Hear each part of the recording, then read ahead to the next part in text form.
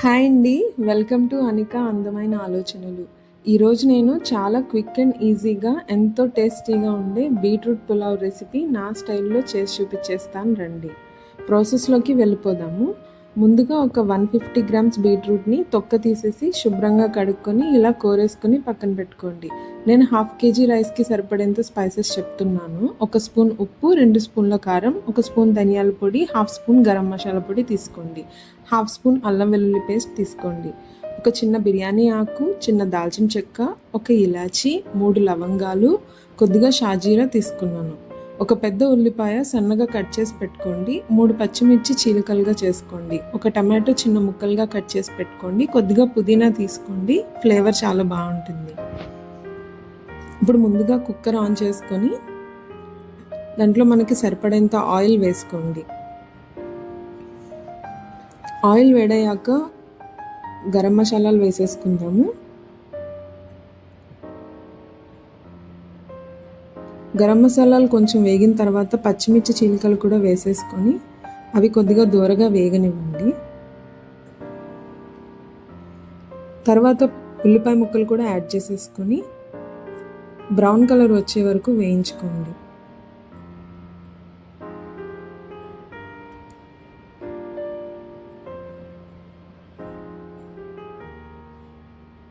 కొద్దిగా ఉప్పు వేసుకున్నారంటే ఉల్లిపాయలు బాగా వేగుతాయి. ఉల్లిపాయలు బాగా వేగితేనే రైస్ టేస్ట్ చాలా బాగుంటుంది అన్నమాట. ఏ పులావ్కైనా సరే ఉల్లిపాయలు బాగా వేయించుకోవాలి, మాడకుండా వేయించుకోవాలన్నమాట. ఇప్పుడు మనం తీసుకున్న పుదీనా కూడా వేసేసుకొని వేయించుకుందాం.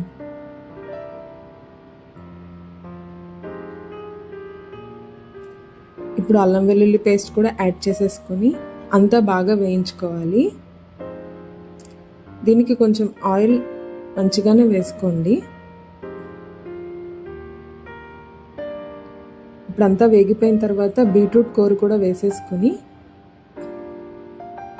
అంతా బాగా వేయించుకోవాలి.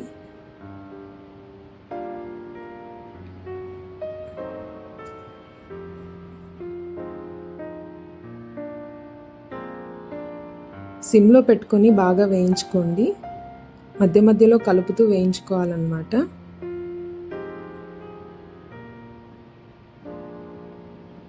ఇప్పుడు ఇందులో టమాటాలు కూడా యాడ్ చేసేసుకుందాము. ఎర్రటి టమాటో తీసుకోండి, బాగుంటుంది.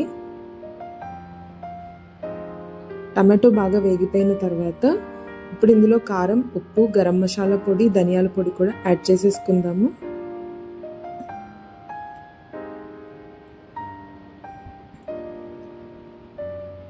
ఇప్పుడు ఈ మిశ్రమాన్ని అంతా సిమ్లో పెట్టి వేయించుకోవాలి ఒక 5 నిమిషాలు. మధ్య మధ్యలో కలుపుతూ వేయించుకోండి, లేకపోతే అడుగు మాడిపోతుంది. కొంచెం తిక్కుగా ఉన్న కుక్కర్ తీసుకోండి. బేస్ తిక్కుగా ఉంటే మాడకుండా ఉంటుంది, టేస్ట్గా కూడా వస్తుంది అన్నమాట రైస్ మనకి. ఇలా మధ్య మధ్యలో కలుపుకుంటూ వేయించుకోవాలి. ఇప్పుడు మనం ముందుగా నానబెట్టుకున్న రైస్ కూడా వేసేసుకుందాము. రైస్ వేసుకున్న తర్వాత బీట్రూట్ అంతా కూడా ఆ రైస్కి బాగా పట్టుకునేలాగా మొత్తాన్ని కలుపుకోండి.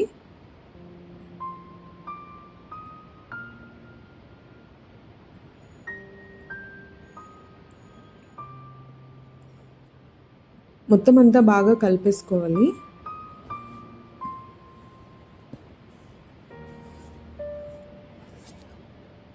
ఇప్పుడు కొద్దిగా వేడి నీళ్ళు, రైస్ క్వాంటిటీకి సరిపడా వేడి నీళ్ళు వేసేసుకోండి.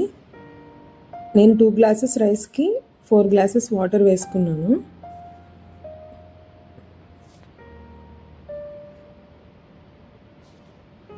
ఇప్పుడంతా బాగా కలిపేసి ఒకసారి సాల్ట్ సరిపోయిందో లేదో చెక్ చేసుకుందాం.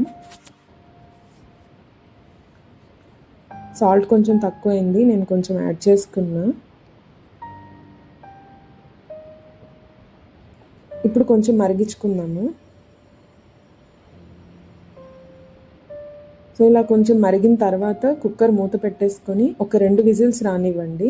ఎక్కువ విజిల్స్ అయితే మళ్ళీ మెత్తగా అయిపోతుంది. 2 విజిల్స్ సరిపోతాయి, 2 అంటే 2 సరిపోతాయి. ఇప్పుడు ప్రెషర్ పోయిన తర్వాత మూత తీసి చూసేద్దాము. చూసారా, వేడి వేడి బీట్రూట్ పులావ్ రెడీ అయిపోయింది.